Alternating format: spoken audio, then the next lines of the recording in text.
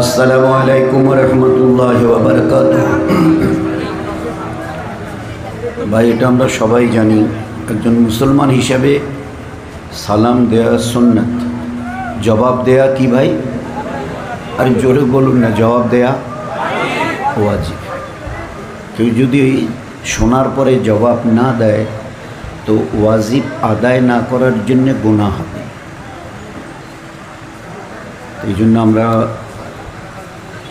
এসব ব্যাপারে যতটা পারি নিজেদেরকে খুব এর মধ্যে লাগাবার খুব চেষ্টা করি। আল্লাহ যেন তৌফিক দেয়। আলহামদুলিল্লাহ রাব্বিল আলামিন, আসসালাতু ওয়াসসালামু আলাইকা ইয়া সাইয়্যিদুল মুরসালিন। قال الله عز وجل أعوذ بالله من الشيطان الرجيم بسم الله الرحمن الرحيم كنتم خير أمة أخرجت للناس تأمرون بالمعروف وتنهون عن المنكر وتؤمنون بالله صدق الله المولانا العظيم قال النبي صلى الله عليه وسلم من سلك طريقا يلتمسه فيه علما سهل الله له به طريقا إلى الجنة أو كما قال عليه الصلاة والسلام। मेरे मोहतरम बुजुर्ग दोस्तों और भाइयों, আমাদের শ্রদ্ধে আমার বোনেরা, আমরা যারা নিজেদেরকে এখানে আজকের এই মজমায় আসতে দেখছি, আমি এসে গেছি, তো আসলে আমরা কেউ আসিনি আজকের এই মাদ্রাসার এই জলসায়। কি পুরুষ কি মা বোনেরা, আমরা কেউ আসিনি। কেউ যদি কসম দিয়ে বলে তো ভুল বলা হবে না, আমরা সত্যিকারের কেউ আসিনি। ও আল্লাহ বড় মেহেরবান আর দয়ালু, তিনি মেহেরবানি করে নিয়ে এসেছেন, আল্লাহই দয়া করে নিয়ে এসেছেন। আল্লাহ পাকের দেয়া তৌফিকে আমরা আমাদের तमाम উম্মতের মা,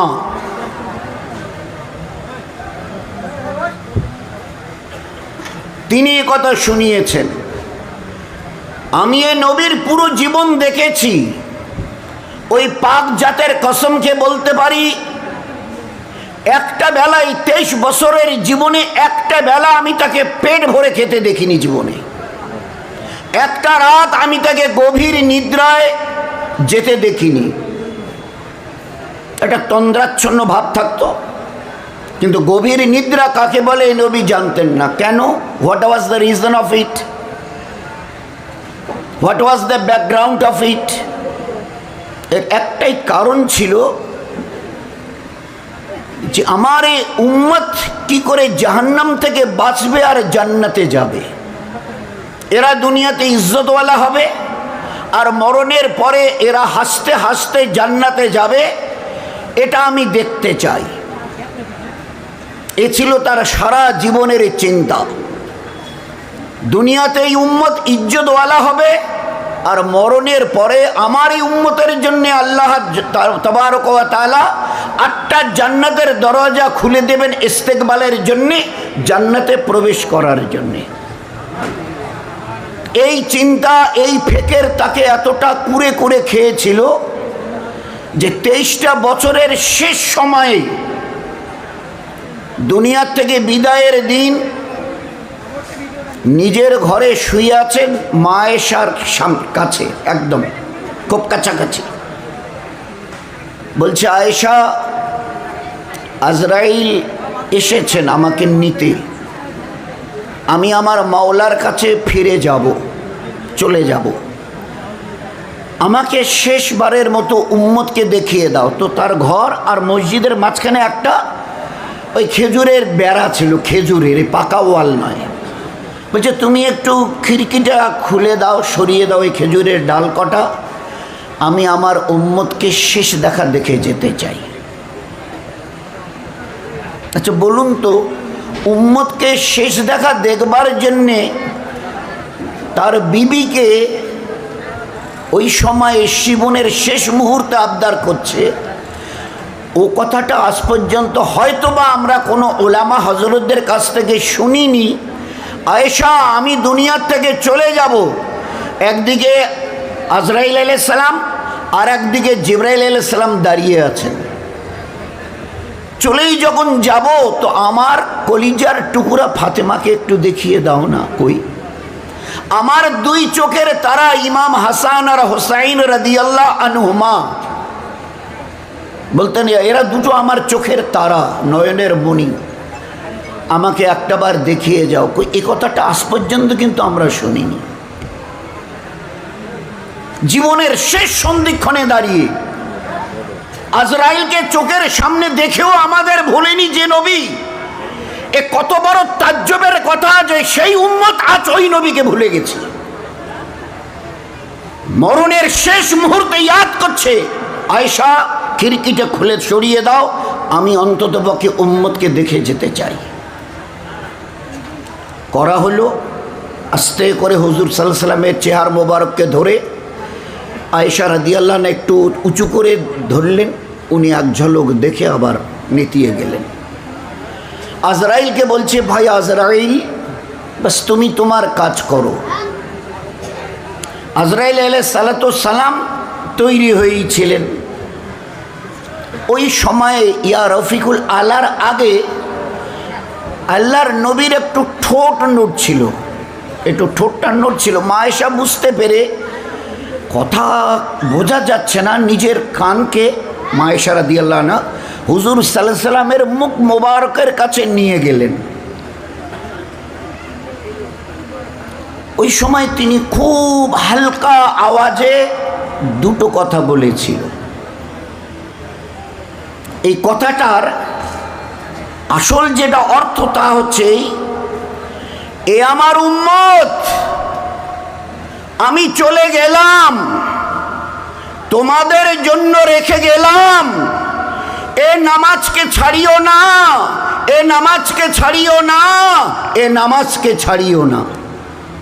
নামাজের কথা আর গোলামের কথা। নামাজ রবকে সামনে রাখবার জন্যে, আর গোলাম দুনিয়ার সবচাইতে অবহেলিত মানুষকে সামনে রাখবার জন্যে। না, রব সবার উপরে যিনি, আর গোলাম সবার উপর নিচে যারা, দুজনের কথা বলে চলে গেছে।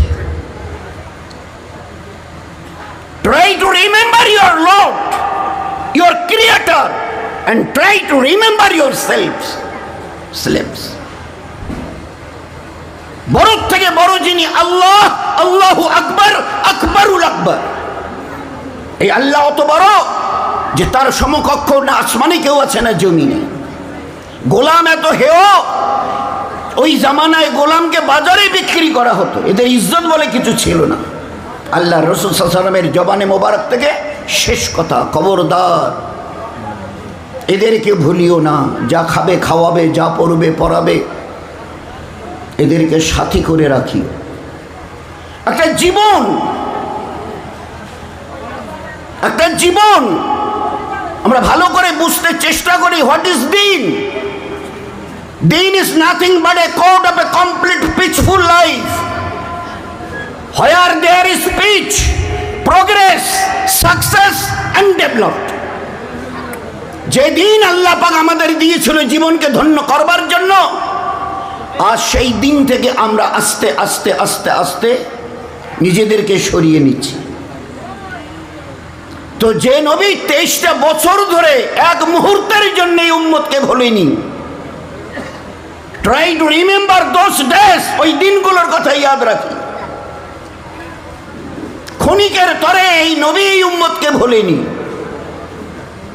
এবারে আজরাইল আলাইহিস সালাতু সালামের দিকে ইশারা করছে, ভাই আজরাইল। ব্যাস আজরাইল তার হাত মোবারক বাড়িয়ে দিয়েছে জনাবে রাসূলুল্লাহ সাল্লাল্লাহু আলাইহি ওয়াসাল্লামের রূহ মোবারকের দিকে। হাত, একটা অবস্থা ফিল হচ্ছে জনাবে রাসূলুল্লাহ সাল্লাল্লাহু আলাইহি ওয়াসাল্লামের, যখন রূহ মোবারকের উপরে হাত দিয়েছেন। বলছে, আজরাইল আমাকে একটা ছোট্ট কথা বলতে দাও। আল্লাহ রসুল বলেন, বলে আজ থেকে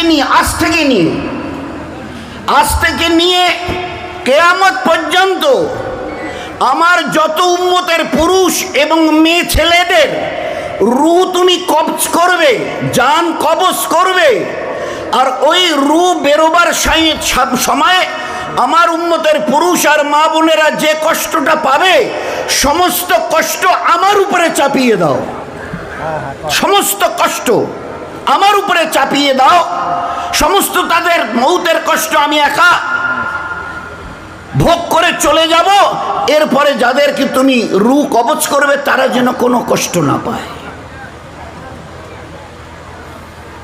সেই নবীর ঋণ শোধ করার মতো আমাদের কাছে কি আছে বলুন দয়া করে? যে নবী 23টা বছর মুহূর্তের শেষ পেরিয়ডে, শেষ লগ্নে দাঁড়িয়ে আজরাইল সমস্ত আমার উম্মতের মৌতের ওই সময়ের কষ্ট আমার উপরে সুফরদ করো, ওরা যেন কোনো কষ্ট না পায়, সমস্ত কষ্ট আমি বয়ে নেব উম্মতকে কষ্টের হাত থেকে বাঁচাবার জন্যে। হ্যাঁ, এই জন্যে অন্তত পক্ষে দিনে যদি 100, 1000, 1 লাখ, 1 কোটি, 1 অর্ব খরব যদি দৌড় পড়ি, খোদার কসমকে বলছি ওই ইমামুল আম্বিয়ার একটা দিনের একটা বেলা ঋণ শোধ করতে পারবো না। এই জন্য দোস্ত অন্তত পক্ষে মিনিমাম এতটুকু বলি, সাল্লাল্লাহু আলাইহি ওয়াসাল্লাম দোয়ায় যখন হাত উঠাবো আল্লাহকে এ কথা বলতে যেন না ভুলি, হে আল্লাহ तमाम उम्मतेर तरफ থেকে बेहतरीन सजा আমার নবী তাজদারে মদিনা জনাব রাসূলুল্লাহ সাল্লাল্লাহু আলাইহি সাল্লাম কে আল্লাহ তুমি দান করিও, সমস্ত উম্মতের তরফ থেকে বেহতরিন জাযা। এবং তার আহলে পরিবার, কি আহলে পরিবারের পরিচয়? মা আয়েশা রাদিয়াল্লাহু আনহা বলছেন, আমি নবীর বিবি বলছি, হিলাল সুম্মা হিলাল সুম্মা হিলাল, 1 চাঁদ 2 চাঁদ 3 চাঁদ দেখেছি, 60 দিন গুজরে গেছে, পাক জাতের কসম নবীর ঘরে চুলো জ্বলেনি। একটু খুব ঠান্ডা মাথায় চিন্তা করি, আমাদের কাছে এই দিন পৌঁছাবার জন্য কতটা স্যাক্রিফাইস তারা করেছিল। 60 দিন, এ কোনো মামুলি কথা নয়, নবীর ঘরে চুলো জ্বলেনি। জিজ্ঞাসা করা হয়েছিল, আম্মা জান 60 দিন চুলো জ্বলেনি, চললো কি করে? মা আয়েশা রাদিয়াল্লাহু উত্তর দিয়েছেন, না দুটো জিনিসের দ্বারা, কখনো সখনো 1-8টা খেজুর মুখে দিতাম আর পানি খেয়ে পেট ভরিয়ে নিতাম। এই ছিল তাদের, this was the structure of their family. সেই দিন কষ্ট উঠানো ওই দিন আছে আমাদের কাছে ছেলে খেলার মতো। এই দিনকে আজকের আমরা মুসলমান হয়ে, ইমানওয়ালা হয়ে, হুজুরের উম্মত হয়ে, আল্লাহর নবীর প্যারা দিনের আজকের নিজেদের উম্মতের ঘর থেকে জানাজার মতো বার করে দিচ্ছি। দোস্ত, একদিন তার সামনে দাঁড়াতে হবে, on the day of resurrection, কিয়ামতের ময়দানে তার সামনে দাঁড়াতে হবে, এই নবীর সামনে। সবাই আমরা এই কথা শুনেছি, ওই নবীর সুপারিশ আর শাফায়েত ব্যতিরেকে there will be none one who can enter into paradise. যে নবীর শাফায়েত ব্যতিরেকে একজন জান্নাতে যাবে, এরকম কথা আজ পর্যন্ত আমাদের এই দোকান শুনিনি। এই জন্য দোস্ত আমরা খুব চিন্তা করি, এমন একটা পরিপূর্ণ জীবন ব্যবস্থা নিয়ে নবীকে আল্লাহ পাঠিয়েছিলেন। This is our conception. বিশেষ করে I will request to the young stars of our community, I will request those are the intellectual of our community, try to think about this din. আল্লাহ পাকের পেয়ারা দিন, নবী আলাইহিস সালাতু সালামের আনিত দিন, লাখো নবীর রক্ত ঝরানো দিন, লাখো সাহাবায়ে কেরামদের গলা কাটার দিনকে একটু ভাবতে শিখি কি আছে এই দিনে। আমাদের একটা ধ্যান ধারণা হয়ে গেছে, এটা বেটার কনসেপশন নয়, স্বচ্ছ ধারণা, ভালো ধারণা, বরং একটা রং কনসেপশন, ভুল। বিশেষ করে those are the educated and intellectuals and creams of our society. Of our community. আমি বড় দুঃখের সঙ্গে রিকোয়েস্ট করছি, ইসলামকে জানতে চেষ্টা করি, বুঝতে চেষ্টা করি। আল্লাহর নামে লাখবার কসমকে বলছি, জীবন আপনার আমার ধন্য হবে। কতটা চিনিস ওই আল্লাহকে?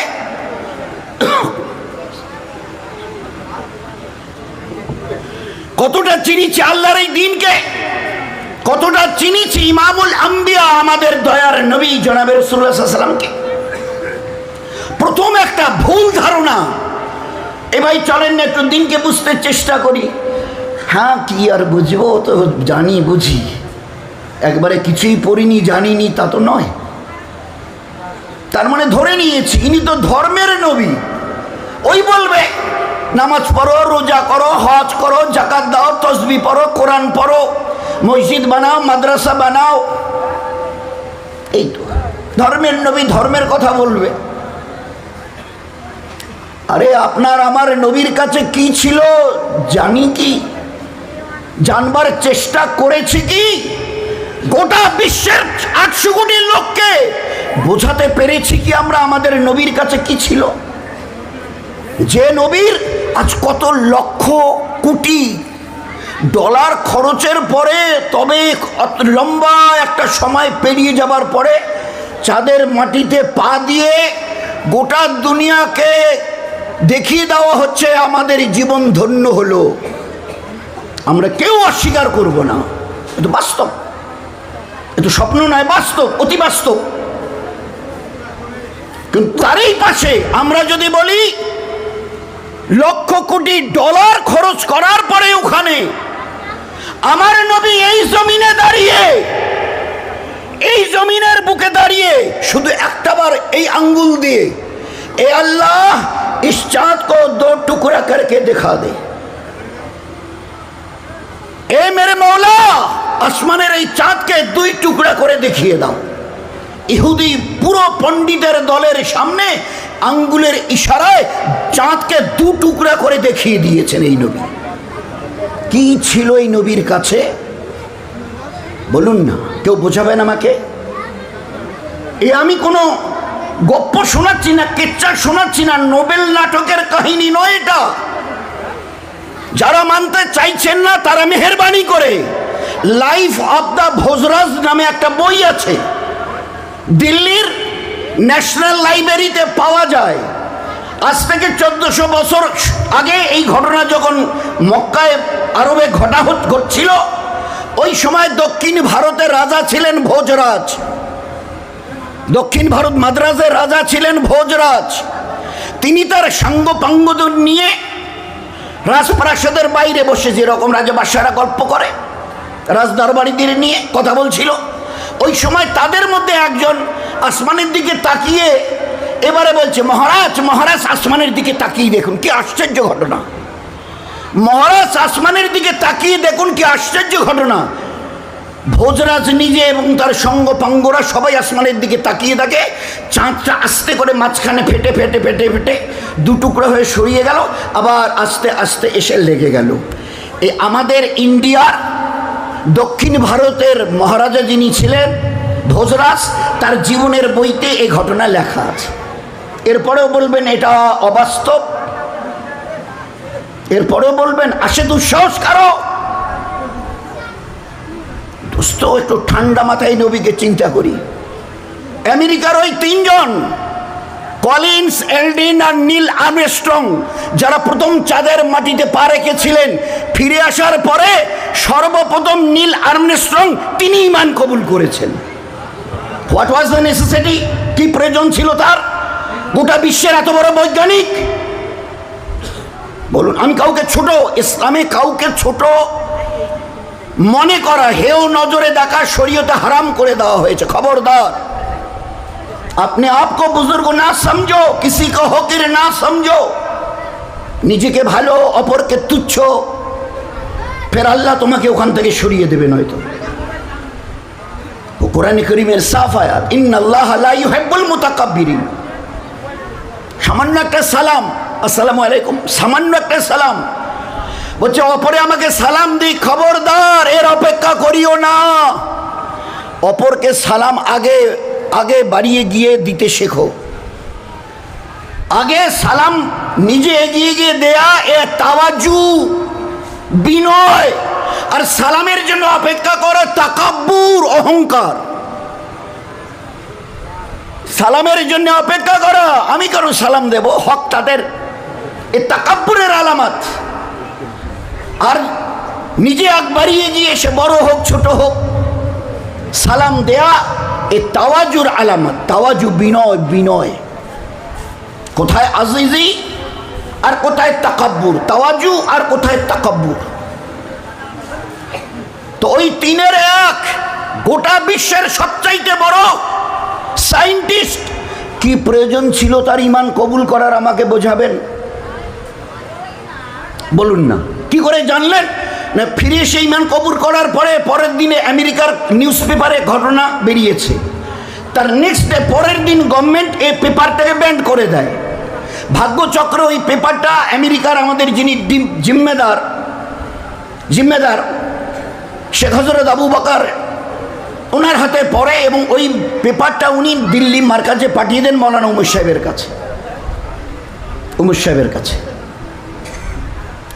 কাছে। আমার একটা সফর ছিল বাইরের, তো বোম্বাইয়ের চুনাভাটি মার্কাজে সকালবেলা নাস্তা করছি। চুনাভাটি মার্কাজে মসজিদে বোম্বাইয়ের সকালবেলা নাস্তা করছি। তো আমার পাশে তিনি কর্নেল, হায়দ্রাবাদের কর্নেল আমির উদ্দিন সাহেব আমার পাশে বসা, একসঙ্গে নাস্তা হচ্ছে। ও নাস্তা করতে করতে ওনার ওই ছোটো কালো ব্যাগটা চেনটা টেনে একটা চিঠি বার করে আমার হাতে দিল। ইসকো যারা সব পড়কে দেখো। আমি এবারে চিঠিটা হাতে নিয়ে পড়ে দেখলাম, এই চিঠিটা নীল আর্মস্ট্রংয়ের নিজের হাতের লেখা চিঠি। Can you imagine it? শুধু দয়া করে আমাকে বোঝাবেন, কি প্রয়োজন ছিল এত বড় একজন বিশ্ববরেণ্য বৈজ্ঞানিকের ইসলাম কবুল করার? কি প্রয়োজন ছিল? কোথায় তার অভাব দেখা দিয়েছিল? উনি লিখেছেন ওই চিঠিতে কর্নেল আমির উদ্দিন সাহেবকে, হায়দ্রাবাদের কর্নেলকে, হজরত, আল্লাহ ইমানের যে দৌলত আমাকে দান করেছেন, আপনি দোয়া করবেন এই নেয়ামতের জন্য মৃত্যু পর্যন্ত যেন আমি কদর করতে পারি, আপনি দোয়া করবেন। আমাকে চিঠিটা দিল, এরকম একটা এইরকম, মানে এই দিক থেকে নয়, এই দিকে চিঠির কাগজটা এই দিকে লম্বা, এই দিক থেকে পড়ে ওনাকে দিয়ে দিলাম। তো আল্লাহ পাক দেখিয়ে দিয়েছেন। আমি এই জন্য আমার ইয়াং জেনারেশনটাকে বিশেষ করে আমি বারবার এটা আমি রিকোয়েস্ট করছি, those are the educated young stars of our community. কি প্রয়োজন ছিল গোটা বিশ্বের মাইকেল জ্যাকসনের ইমান কবুল করার? Is there any satisfactory answer from yourselves? Is there any satisfactory answer? আছে আপনাদের কাছে জবাব? গোটা বিশ্ব এক বাক্যে চেনে এই মাইকেল জ্যাকসনকে, গোটা বিশ্বের সবচেয়ে টপ পপ সিঙ্গার, যার এক একটা ফাংশনে কয়েক লক্ষ, 20, 30, 50, 80 লক্ষ লোক গ্যাদার হয়, জমা হয়। গোটা বিশ্ব এক বাক্যে চেনে মাইকেল জ্যাকসন, পপ সিঙ্গার গোটা বিশ্বের। বলুন কি প্রয়োজন পড়েছে তার? ইমানের ছত্রছায়ায় না এলে চলবে না। কি প্রয়োজন ছিল? বিশ্বের কয়েকটা বড় বড় দেশে তার জমি, রাজপ্রাসাদ। আমরা যেমন একটা বাড়িতে হয় একটা মোটরসাইকেল, বাইক অথবা 4 চাকা রেখে দিই এখানে ওখানে যাবার জন্যে, তো 3টা তার চার্টার্ড বিমান প্রাইভেট ব্যবহারের জন্য, 3টা চার্টার বিমান, আর কয়েকটা দেশে তার রাজপ্রাসাদ। কয়েক হাজার কোটি ডলারের তিনি মালিক। গোটা বিশ্ব এক বাক্যে তাকে চেনে। কি প্রয়োজন পড়ল বলেন না? This is not a matter of joke, this is not a matter of joke. এ কোনো মজাকি জিনিস নয়। কি প্রয়োজন পড়েছিল তার? নামটা পরে সবাই কম বেশি শুনেছি। মাইকেল জ্যাকসন থেকে শেখ মেকাইল হয়েছে, মাইকেলটাকে মেকাইল করেছে ইমান কবুল করার পরে। গোটা বিশ্ব এক বাক্যে চেনে কে ইনি? Cassius Clay, world famous boxer,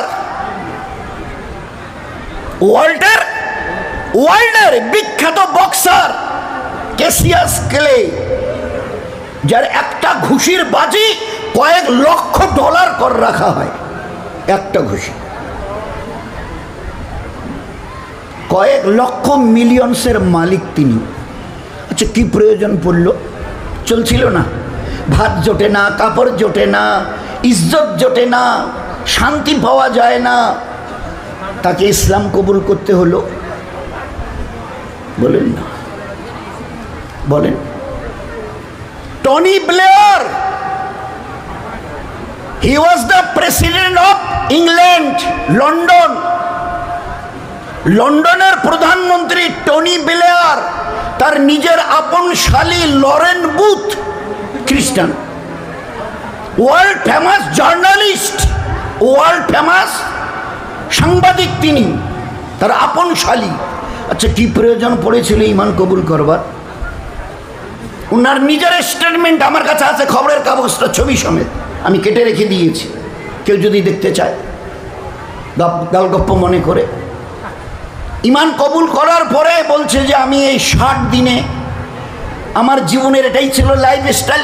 সকালে উঠে মদ খেতাম, 10টায় একবার চায়ের টেবিলে চা না খেয়ে মদ খেতাম, বিকেলে মদ খেতাম, ভাত খানার ডিনার লাঞ্চ যা হতো তারপরে মদ। এটা আমাদের কমন ছিল, common fashion, this was our common fashion, এটা সবসময় লাগতো। এই 60 দিনে ঈমান কবুল করার পরে এই 60 দিনে আমি মদের বোতল টাচ করিনি। আমি একজন মেছেলে হয়ে বেহা বেরোতাম, জার্নালিস্ট হিসেবে গোটা দুনিয়া আমাকে ট্যুর করতে হতো, এদেশ সেদেশ এদেশ, যার জন্য বিভিন্ন দেশে যখন সফর করতাম তো বিভিন্ন ধর্ম সম্পর্কে আমার জানার একটা কিউরিসিটি ছিল, what is Islam, what is খ্রিস্টান, হোয়াট ইজ বৌদ্ধ, হোয়াট ইজ পার্সিয়ান, কিউরিসিটি। শেষে আমি দেখেছি বিভিন্ন ধর্ম এবং তাদের কালচারকে দেখে শেষে আমার এটা জ্ঞানে এসেছে যে Islam is the better than the other religion, Islam is the better religion than the other religion, যার জন্য আমি শেষে ইসলাম কবুল করেছি। আর যেদিন আমি কলেমা পড়ে ইসলাম কবুল করেছি ওই দিন থেকে 60 দিনে আমি আমার চেহারাকে কোনো গায়ের পুরুষকে আমি দেখতে দেইনি। এটা কোনো মামুলি কথা? আমাদের মুসলমানের ঘরে মা বোনরা বলতে পারবে জন্মের পরের থেকে যেদিন ইসলামকে চিনেছি সেই দিন থেকে আমার মাথার কাপড় পরেনি, বলতে পারবো? এমন একটা নামি দামি দেশের টনি ব্লেয়ার প্রধানমন্ত্রী, তার শ্যালিকা, এটা কি করে হয়? অনেক সময় সাথীরা জিজ্ঞাসা করে আপনি এর জন্য গর্বিত? মাইকেল জ্যাকসন এলো, ক্যাসিয়াস ক্লে এলো, লরেন বুথ এলো, তার সঙ্গে আরো অনেকে আছে। বিশেষ করে আমাদের এই ছোট ছোট ভাই ভাতিজা যারা আছে, ইউসুফকে এক কথায় চিনবে, ও পাকিস্তানের নাম করা প্লেয়ার, পাকিস্তানের নাম করা cricket allrounder, batting bowling fielding এ একদম অলরাউন্ডার। হি ওয়াজ মুসলিম, মুসলমান ছিল ইউসুফ? বলুন না। হি ওয়াজ খ্রিস্টান বাই রিলিজিয়ান, কি প্রয়োজন পড়েছিল তার ইউসুফ হওয়ার?